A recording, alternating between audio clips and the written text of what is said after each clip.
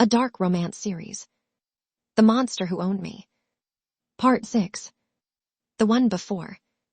The past is not behind you. It is beneath you.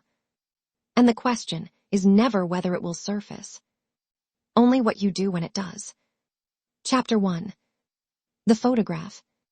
Violet, Brooklyn, January. I found it on a Tuesday evening, slipped under my apartment door. I'd come home late from the building. The installation was in its most demanding phase, the fabrication team working through the structural rigging, the atrium a controlled chaos of scaffolding and light panels, and the particular focused intensity of people building something that has never existed before. I was tired in the clean way of productive exhaustion, the tiredness that comes from work that has gone well. The envelope was on the floor inside my door. Cream. No stamp. No return address. My name on the front in a handwriting I didn't recognize, precise, controlled, the handwriting of someone who has written a great many formal documents. I opened it standing in the doorway with my coat still on.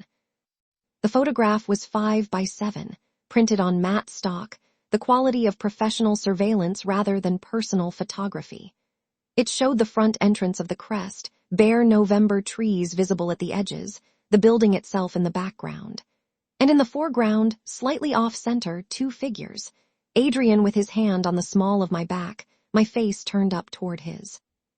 The moment I remembered, late in that first documentation day, the light going, both of us tired and satisfied in the specific way of people who have done something meaningful together.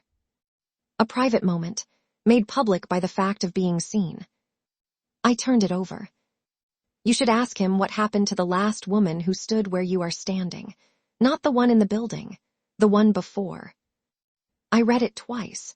Then I set it on the kitchen counter and took off my coat and made tea with the methodical attention of someone who needs to do something with their hands while their mind works. The one before. Not Alina. Alina I knew. Alina I had coffee with 3 times a week and whose portrait of me was taking shape on a canvas on the 17th floor and who had told me, with the specific honesty of someone who had decided I was worth telling the truth to, there are things you haven't seen yet. The one before Alina. I thought about everything I knew about Adrian Kane. The file I'd read at 2 in the morning 4 months ago, the Forbes profile with its frustrated acknowledgement of an unknowable private life. The controlled surface that had taken 16 weeks to come down far enough to see the real face beneath. The deliberate opacity of a man who managed proximity with architectural precision. I thought, there is a story I haven't been told. I thought he was going to tell me. He said there are things that are harder. He said he needed the language. I thought, Cresswell just forced the timeline. I picked up my phone. I did not call Adrian. I stared at his name in my contacts for a long moment. Then I put the phone down and sat at my kitchen table and looked at the photograph and the 8 words on the back and thought about what it meant that a man who'd had me surveilled at the crest was leaving messages at my apartment door. It meant he was not interested in waiting for February. It meant the question was no longer when we met with Cresswell. It meant tonight.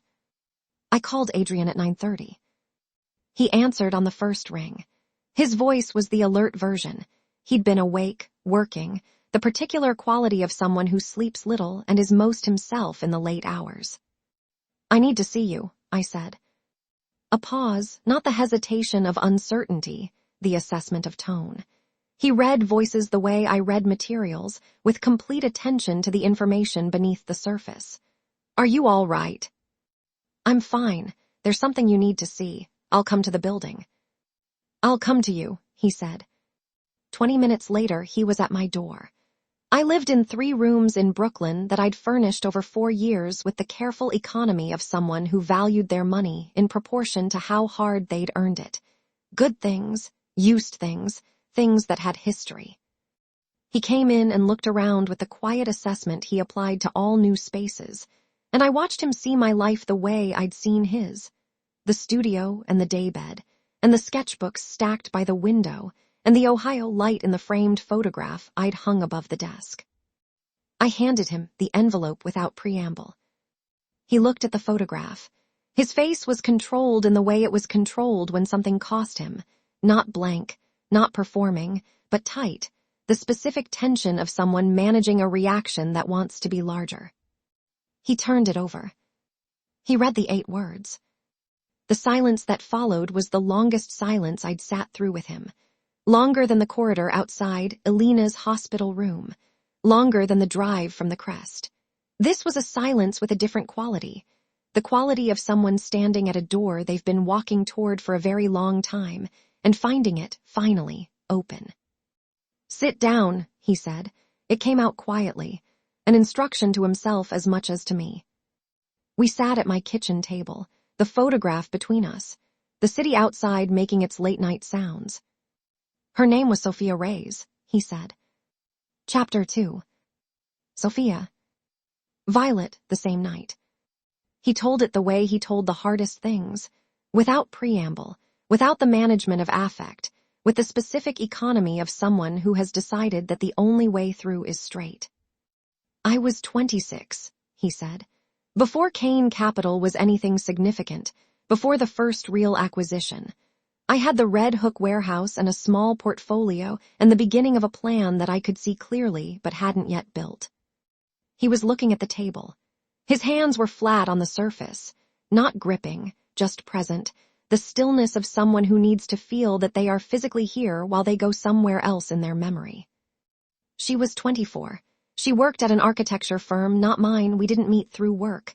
We met at an event. She was a pause. She was extraordinary, in the way that some people are extraordinary when you meet them, immediate. The kind of person who makes everything around them more specific, more real.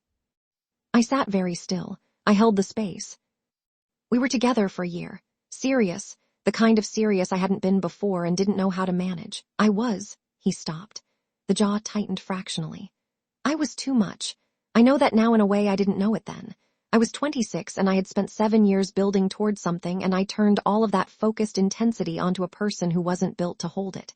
Not because she was weak, because no one is built to hold that, because I hadn't learned yet how to modulate. "What happened?" I asked. "She tried to leave," he said. 3 times, and each time I didn't stop her physically. I want to be absolutely clear about that, but I used everything else. I used my presence in her life the way I'd embedded myself in it. I used the fear of what she would lose if she went. He stopped. His hands pressed slightly harder against the table. I used my knowledge of her fears, her insecurities. I knew her very well by then. I had paid very close attention, the way I pay attention to everything, and I used what I knew. The room was very quiet. "Not maliciously," he said. "I want to tell you it wasn't malicious, and I believe that to be true, and I also know that malicious or not the effect was the same. I kept her in a relationship she had tried to leave by making the leaving feel impossible." "For how long?" I asked. 6 months, he said. "After the first time she tried to go, 6 months of a relationship that I was sustaining by force of will, and she was surviving because she'd lost the confidence that she could exist outside it." He looked up. "That is what I did to her. I eroded her certainty that she could function without me, not by design, by the specific quality of my attention, which is total and which does not leave room for anything else." I thought about 2 total. Elena's word. 3 years ago, said about a different version of the same pattern. "How did it end?" I asked. "Her sister," he said. "Her sister came to New York and saw the situation from the outside and did the thing that Sophia couldn't do from the inside, which was name it clearly. She said, 'This is not a relationship. This is a man who has made himself into your entire world and called it love.'" He was quiet for a moment. "She left the city," he said. "Moved back to her family. We haven't spoken since. That was 8 years ago." 8 years, I said. I spent the first year after her leaving understanding what I'd done, not making excuses for it, understanding it, the mechanics of it, why I did it, what it came from, what it would require to be different. A long pause. The understanding didn't fix it immediately.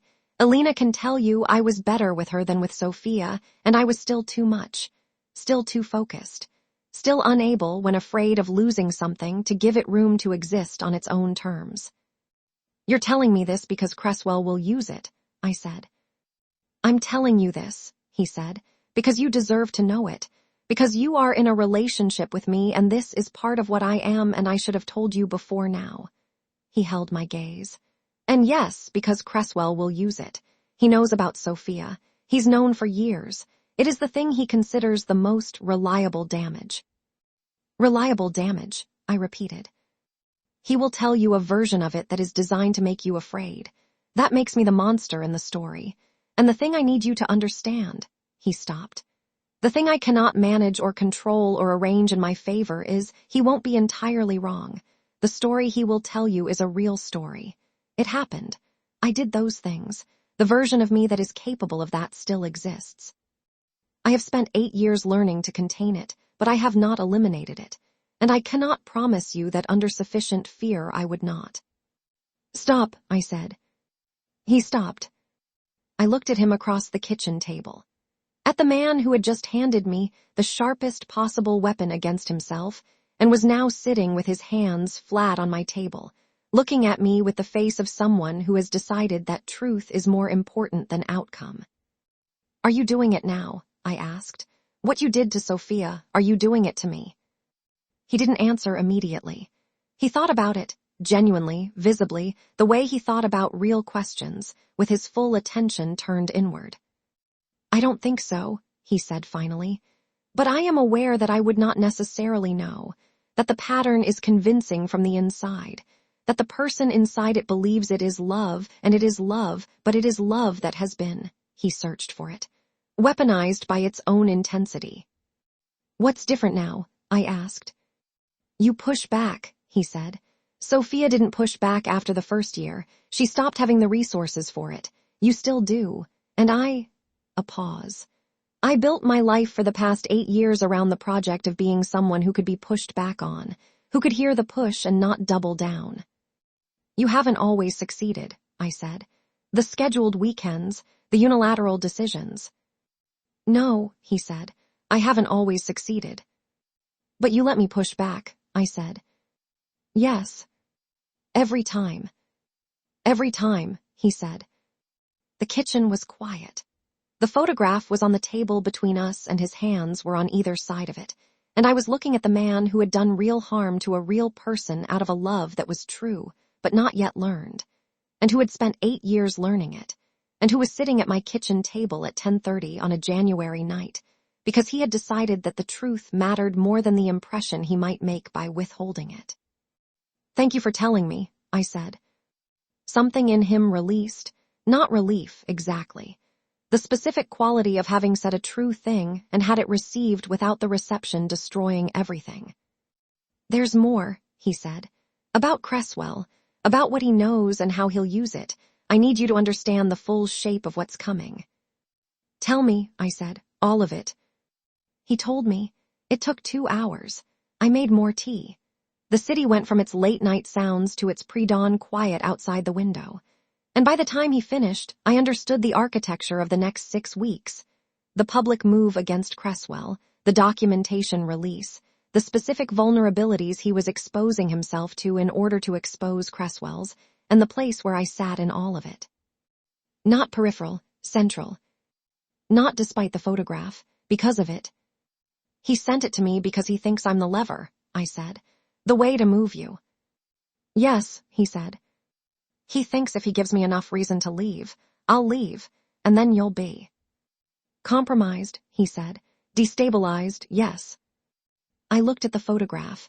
At the two of us outside the crest, his hand on my back, my face toward his. A moment that was ours, turned into evidence, turned into a tool. He underestimates me, I said. Adrian looked at me. He underestimates what I know, I said. He thinks a photograph and 8 words are enough to make me run. He doesn't know that I have been living inside the full complexity of you for 4 months. He doesn't know that I have sat with Alina and heard the story from the person who lived it. He doesn't know that you just told me the rest of it, the worst of it, at my kitchen table, and I'm still here. I picked up the photograph. He's going to use this as a weapon, I said. We should use it first. Tell the story on our terms before he gets to tell it on his. Adrian went very still in the way I recognized as the processing still, the working it out still. Then, You're suggesting we go public with Sophia's story. I'm suggesting you reach out to Sophia first, I said. You tell her what's coming. You ask her what she wants, whether she wants to be part of it, whether she wants to stay out, whether she has anything to say. And then whatever she decides, you lead with it, not defensively, honestly. She may not. I know, I said. She may want nothing to do with any of it. That's her right. But the choice should be hers, not Cresswell's. He looked at me for a long time.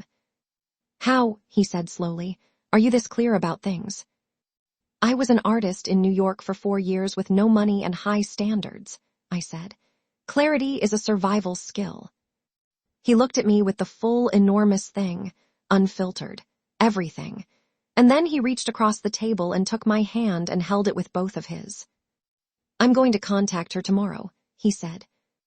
Good, I said. And I need you to know, he paused, what I did to her, the version of me that's capable of it. I see it in myself still.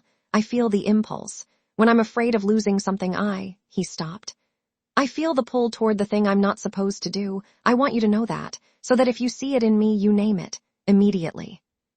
I will, I said, and you'll hear it. I'll hear it, he said. It was a promise, not romantic, something more serious than romantic. The promise of 2 people who have looked at the difficult truth and decided to work with it rather than around it. He stayed until 2. Then he went home, and I sat in my kitchen alone for a long time, looking at the photograph of us outside the Crest, his hand on my back, my face toward his. I thought, Cresswell sent this to frighten me. I thought, all it does is show me what we are. I put it in my sketchbook, between 2 pages, something to keep. Chapter 3. The Contact. Violet the following week. He found Sophia Reyes in 3 days. She was in Portland now. An architect, not the firm she'd been with in New York, her own practice, small and celebrated for the specific quality of work that prioritized human-scale space over spectacle.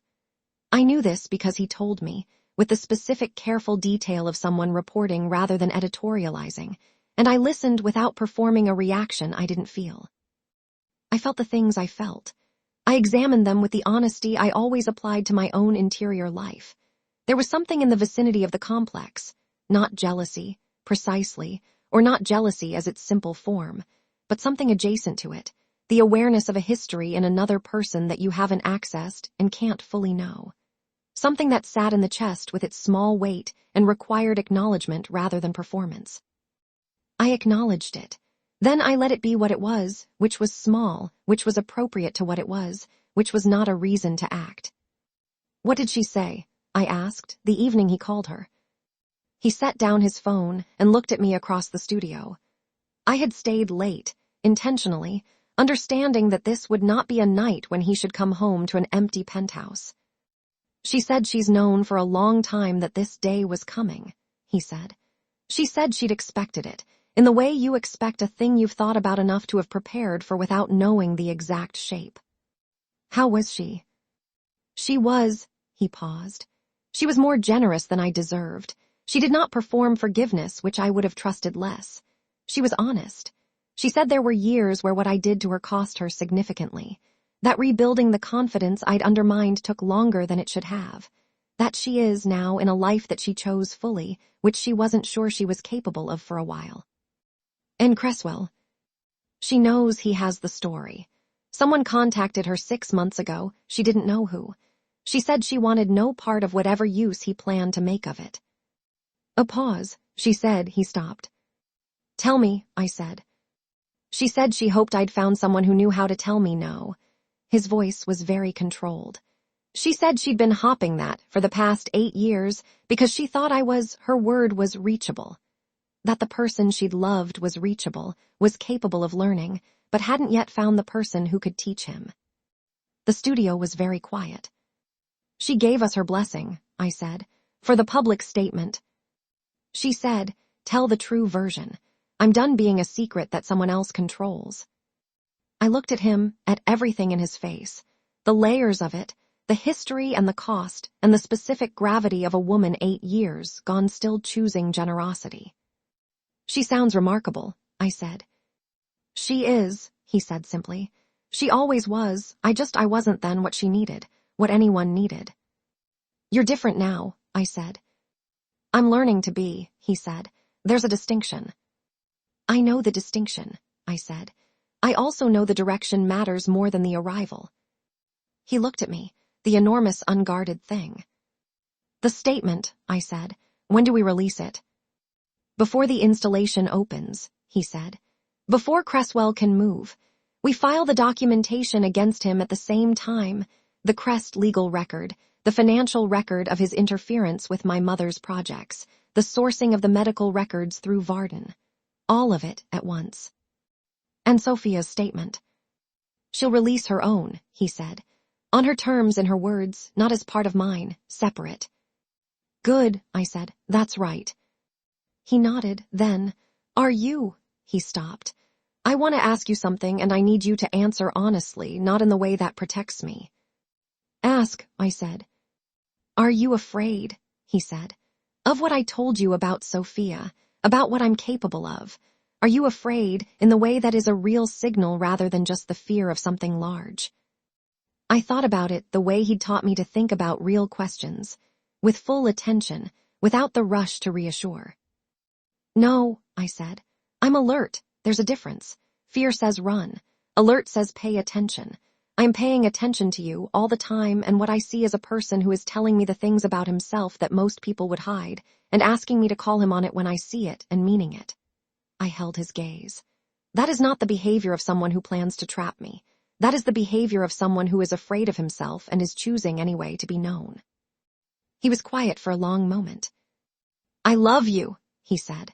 Not the careful, precise statement of the installation. This was smaller, quieter, the version you say when the formal declaration has been made, and what remains is the daily, ordinary truth of it. I know, I said. I love you too. It was the first time I'd said it. Not because I hadn't felt it. I'd felt it for weeks, known it in the way you know things that have become structural before they've been named. But because I'd been waiting for the right container for it, the moment that had the right weight. This was the right container. After Sophia. After the kitchen table and the photograph and the 2 hours of truth. After Are You Afraid and the honest answer. This was the right container. He looked at me as if I'd given him something he hadn't known he was waiting for. Which, I understood, I had. Chapter 4. The meeting. Violet, February, 3 weeks later. Richard Cresswell was 71 and looked like money.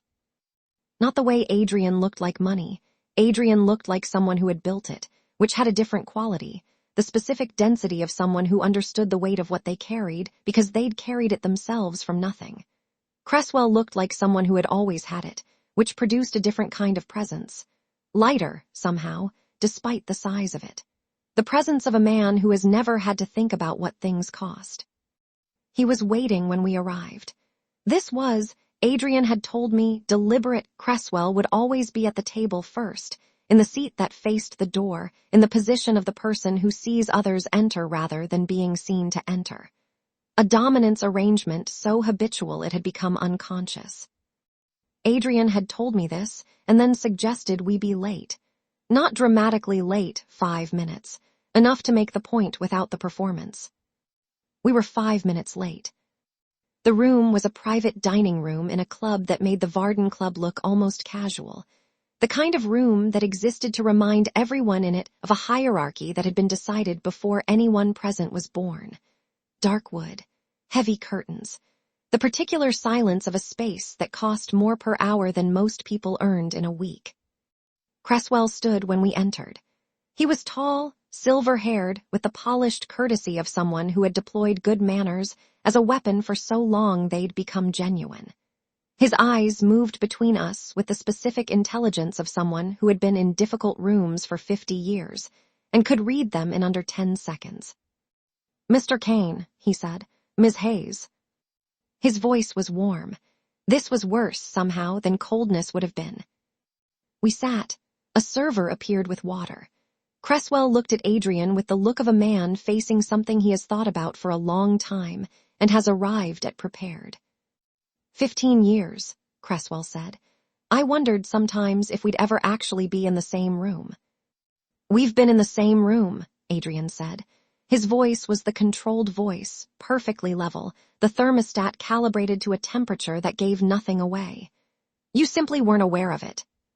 Something moved in Cresswell's expression, brief, controlled. Recognition of a point conceded. "I received your legal filing," Cresswell said. "I assumed you would." "It's substantial." "It's accurate," Adrian said. "Every document, every date, every instance of interference with my mother's work, her contracts, her professional standing, every financial mechanism used to isolate her from other investors once she refused to continue the personal arrangement." He paused. "Every instance." Cresswell was quiet for a moment. He looked at his water glass. Then he looked up with the expression of someone who has decided to try a different approach. "She was a brilliant woman," Cresswell said. "Marguerite, genuinely, I admired her work." "Don't," Adrian said quietly, without heat. Cresswell stopped. "Don't use her name to manage this conversation," Adrian said. "It won't work, and it is the kind of disrespect that I have the least tolerance for." The room was very quiet.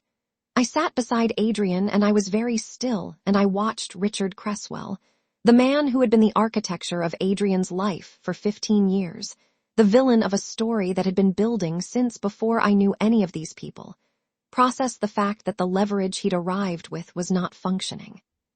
He looked at me. "Ms. Hayes," he said, the warmth redirected. "I've followed your work, the salvage installations. They're extraordinary. I have a commission that would be the kind of opportunity that comes once in a career." "I'm not interested," I said. He looked slightly surprised, the specific surprise of someone who has made an offer they consider generous and received a refusal they consider premature. "You haven't heard the details."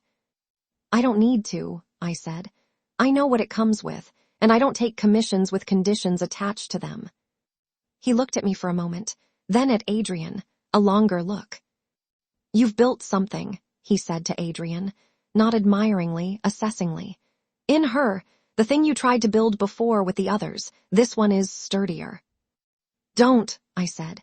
It came out with the same quiet that Adrian used, not loud, not angry, simply absolute. Cresswell looked at me. "I am not a thing he built," I said. "I am a person who made choices, including the choice to be here, including the choice to understand the full history of the man I'm with before deciding whether he's worth standing beside."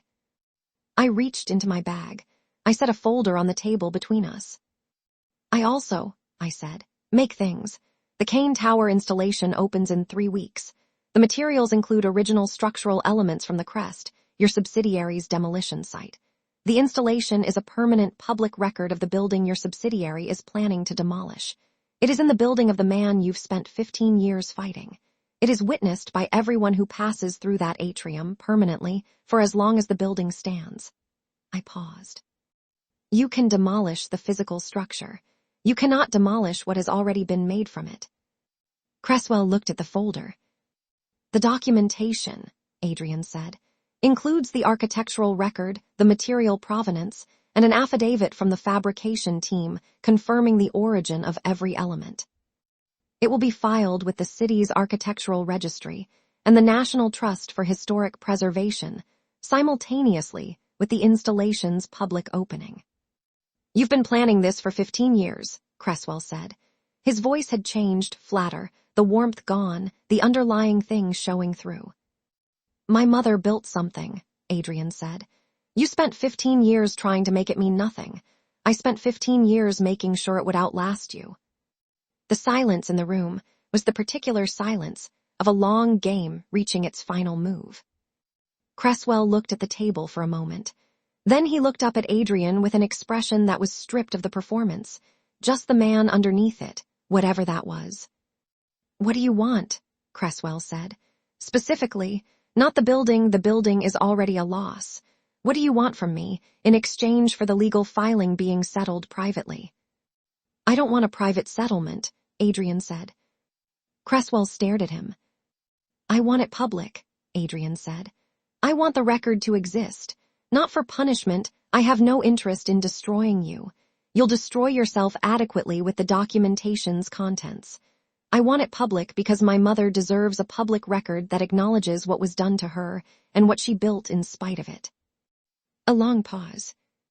"That will cost me significantly," Cresswell said. "Yes," Adrian said, "it will." Another pause. Cresswell looked at the folder, at the table, at the water he had not touched. Then he stood. He buttoned his jacket with the automatic precision of decades of habit. "You are very like her," he said to Adrian. "More than you know." He said it without warmth and without cruelty, just as a fact. She also could not be moved when she'd decided. He left the room. We sat in the silence for a long moment. "That's it," I said. "That's the beginning of it," Adrian said. "The legal process will take months, but the filing is done. The record exists. He can fight it or he can settle and control the damage. Either way," he paused. "Either way, it's out." I looked at him.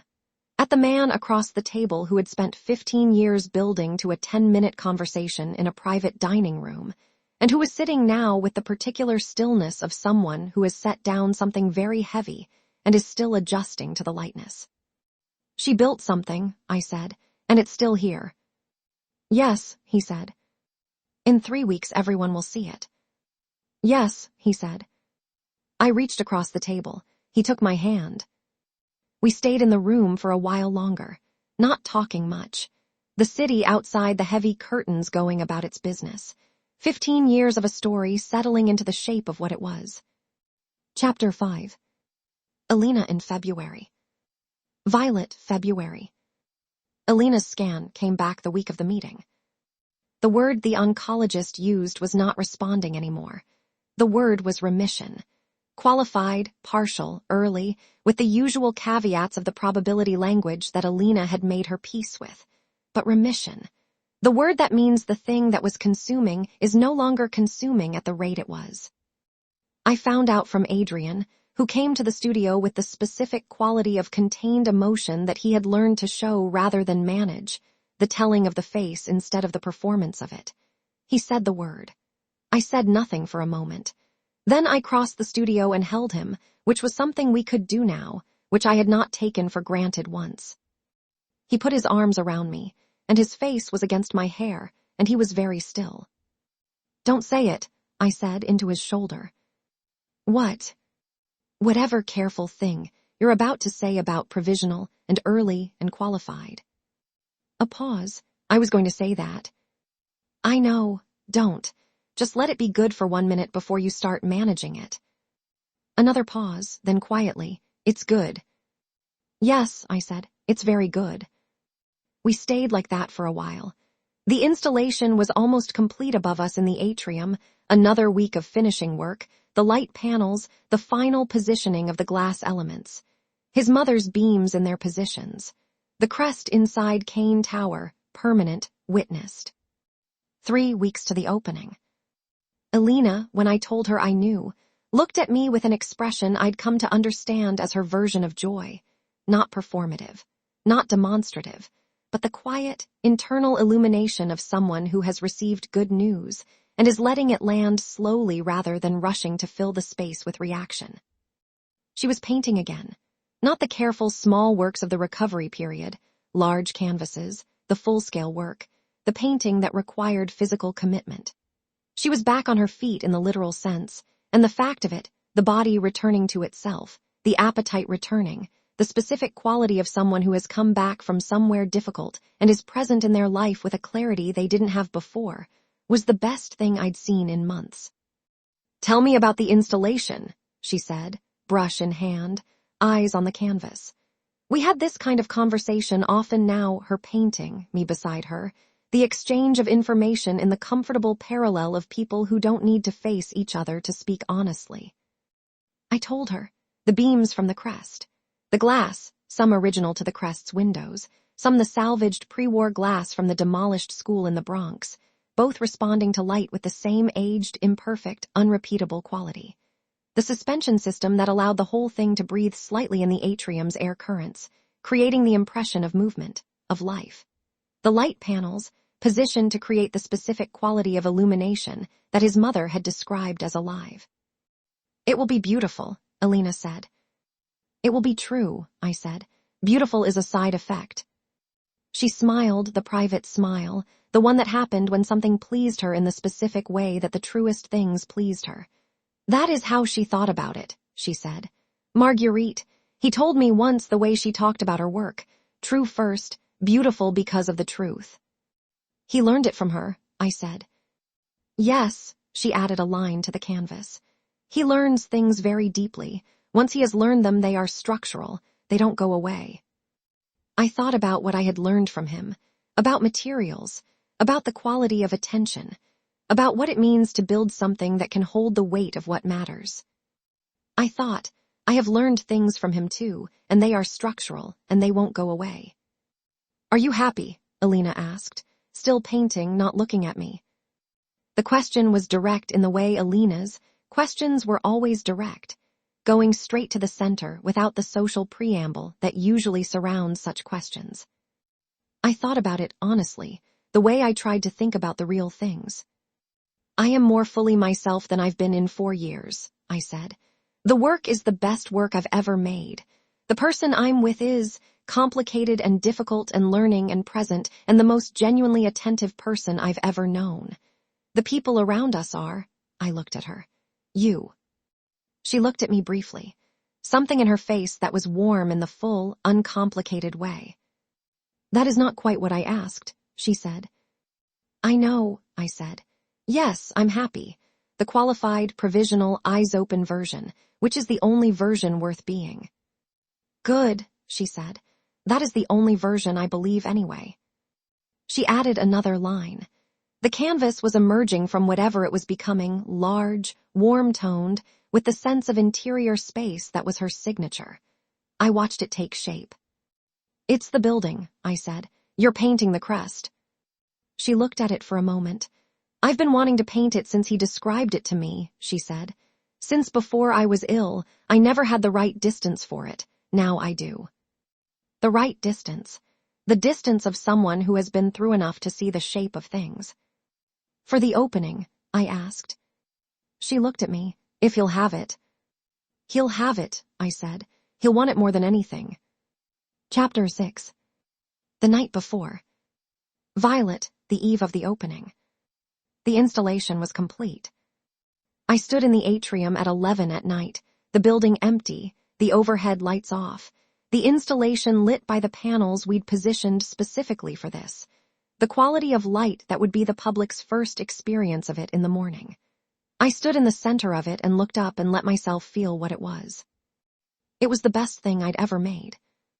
I knew this the way you know the true things, not with the uncertainty of self-assessment, not with the hedging of someone who can't trust their own judgment, but with the specific clarity of a thing that has been tested against everything you know and found to be, in fact, what you were trying to make. The crest's beams were threaded through the suspension system at the atrium's upper height, original white oak, almost 40 years old, warm-toned with the patina of decades. Between them, the glass, the crest's original windows, the salvaged school glass, the elements I'd added to complete the composition. All of it moving slightly in the atrium's air currents, alive the way his mother had described the light at the crest as alive. The light came through the old glass and fractured and collected and scattered across the atrium floor in patterns that were never quite the same. That changed with the hour, with the season, with the particular quality of the sky outside the skylights. The atrium would be different at 9 in the morning than at 3 in the afternoon. Different in winter than in summer. Living. His mother had built with salvage because she believed that things held the memory of the spaces they'd inhabited. The installation was the proof of that belief, made from the very materials of her own building. Every beam remembered the rooms it had held. Every pane of glass remembered the light it had bent. They were here now, inside the building her son had built, carrying what they knew. I sat down on the atrium floor, which I was allowed to do because the building was empty, and because this was mine for the next few hours, before the public received it. I heard the elevator. I knew his footsteps. I didn't turn. He came and sat beside me on the floor, which was entirely unlike him, a concession to the moment that I noted with the specific attention I paid to the new behaviors, the learned ones. He sat and looked up at the installation and was quiet for a long time. She would have, he started. I know, I said. It's exactly. I know, I said again. He was quiet. The light moved. A beam shifted almost imperceptibly in the slow current of the atrium's air. 15 years, he said. Yes. And you did it in 16 weeks. I had the right materials, I said.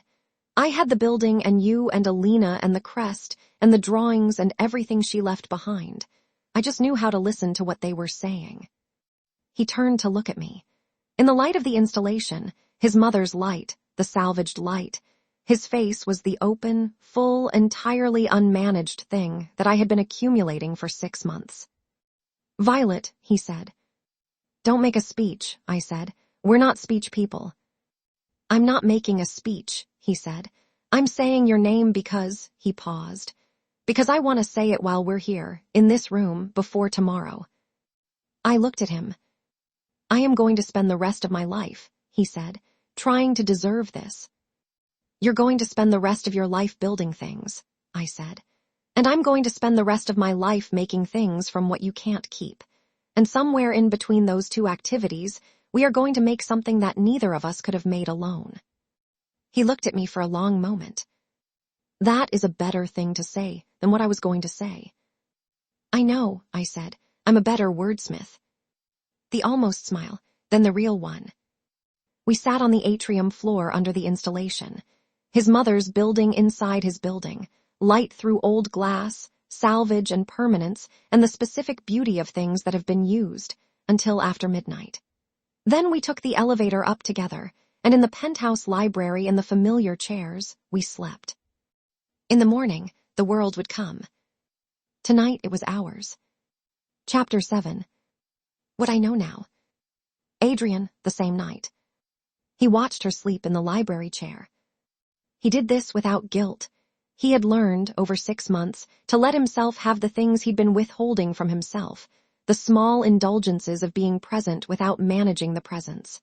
Watching her sleep was one of these things. It was the version of her that required nothing, that was simply itself, and the simply itself version was, it was everything, actually. It was the version that had made him understand, at 3 a.m. in a cold room above the city months ago, that the thing he'd been most afraid of was not loss. It was arrival. The afraid thing about loving Violet Hayes was not the possibility of losing her, though that fear was present and real, the way any fear for something valuable is present and real. The afraid thing was what it required of him. The person he had to be, not the constructed version, not the controlled version, not the version assembled over 15 years from the raw materials of grief and anger, and the specific determination of someone who has decided that the world will accommodate him, or he will accommodate himself to nothing, but the actual person. The one who sometimes scheduled other people's lives without asking, who felt the pull toward the old patterns when he was afraid, who had done real harm to a real person out of love that was not yet learned. The actual person. She knew him. She had been studying him for 6 months with the same analytical intelligence she brought to the material problems of her work, reading the structure, understanding the relationship between elements, finding the load-bearing points. She had found all of them, the locked floors, the basement room, the history, the patterns, the pull toward the thing he was not supposed to do. She knew all of it. She was asleep in his library chair with the blanket he'd put on her this time, the return of the gesture, his hand, her sleep. And she was entirely herself in the sleep, the capable, clear-eyed, salvage-minded woman who had walked into his building 4 months ago because she'd pressed the wrong elevator button and then refused to apologize for existing. He had engineered the meeting. He had put a key card in a sketchbook and a camera in a studio and 15 years of evidence in a basement room. He had built a company and a building and an installation specifically to hold the weight of one story that needed telling. He had not engineered her. This was the thing he returned to in the quiet hours when the mind settled to its essentials.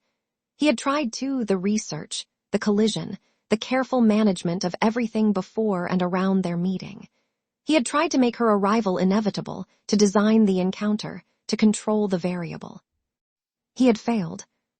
What had happened between them had happened because of who she was, and who he was turning himself into, and the specific and unpredictable chemistry of two people who were capable of learning meeting at the right time. He could not have engineered that. No one could. You could only try to be the person who was worth it when it arrived. He had been, imperfectly, beginning to be that person. She had arrived anyway. He looked at the drawing of the crest. In the morning, the world would see the installation, the beams, the glass, the light, the 16 weeks of her making something true. The documentation against Cresswell was filed. The legal record existed. Alina was in remission. The story that had been building since he was 19 was arriving at whatever the next chapter was. He thought, my mother built something. It is still here. He thought, I built something. It is still here. He thought, we are building something. I do not yet know what it will look like when it is finished. He thought, that is, for the first time in 15 years, not a frightening sentence. He covered her more carefully with the blanket and went to stand at the window. The last time, he thought, that this would be the solitary act it had been for 15 years. Tomorrow the window would be shared. The view would have two people in it. The city would be looked at together, which was different from being looked at alone in ways he was only beginning to understand. The city blazed below. 100,000 windows, 100,000 lives in their private enormity. He had built himself, for 15 years, into the kind of man who could stand at this window and look down at all that private enormity and feel, if not peace, then at least purpose. The building and the company and the plan and the record, all of it assembled from grief and determination, and the very specific stubbornness of a person who refuses to let the world make nothing of the people he loves. It had worked. The record existed. The installation would open in the morning. His mother's building would live inside his building permanently. Cresswell would be held accountable. Alina was in remission. And in the library behind him, the woman who had made the installation and told the journalist and gone back to Alina the day after finding her and stood at his kitchen table at midnight and said was asleep in a chair with his blanket. He stood at the window for a while longer. The city was very beautiful at this hour. It was always beautiful at this hour, but tonight it was beautiful in a way that felt personal, which had never happened before. And he stood there, letting it be personal, and not managing the feeling of it. This was new. This was, he searched for the word. Mine, he thought, not the acquisitive mine, not the frightened mine, the other kind. The kind that means, I will carry this. I chose it. It is mine to love and mine to be careful with and mine to be worthy of. The kind of mine that meant, not owned, chosen. He turned from the window, went to the chair beside hers, sat. The city went on outside. The installation waited in the atrium below. The drawing of the crest was on the wall. He closed his eyes. For the first time in 15 years, he did not wait for sleep. It came on its own. End of part 6. Cliffhanger. The installation opened on a Thursday morning in February. 300 people came through the atrium in the first 2 hours. The documentation against Cresswell ran in 4 publications simultaneously at noon. Sophia Reyes' statement ran at the same hour, on her own terms, in her own words. It was, by any measure, the day everything Adrian had worked toward arrived. Violet was standing in the atrium at 2 in the afternoon, watching the light. Do the thing she had designed it to do, when a woman approached her. Dark hair, late 30s, wearing the kind of coat that meant Portland rather than New York. She stopped in front of Violet and looked at the installation for a long time. Then she looked at Violet. I'm Sophia, she said. I wanted to see it in person. And I wanted to meet you.